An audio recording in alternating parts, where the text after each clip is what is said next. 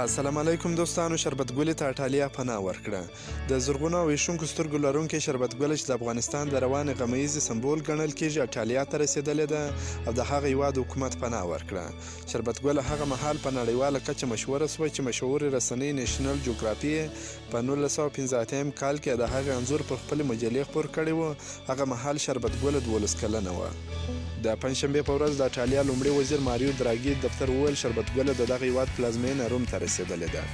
د لومړي وزیر دفتر په یوه اعلامیه کې ویل سوي دي د اګست له پیښو په افغانستان کې د طالبانو له واکمنېدو وروسته یو شمېر مدني فعالانو له ایټالیا حکومته غوښتي وه چې له شربت ګلې سره د هیواد وتلو کې مرسته وکړي. په اعلامیه کې ویل سوي دي د ایټالیا وزیرانو شورا ولسمشرۍ ریاست افغانانو ته د پناه ورکولو او هلته میشتولو پروګرام له مخې هغې ته له هیواده د وتلو زمینه برابره کړه. په 2014 کال کې شربت ګله پاکستاني پولیسو په دې تور ونیوله چې ځان او خپلې کورنۍ ته یې د پاکستان جعلي شناخت کارډونه ور جوړ کړي.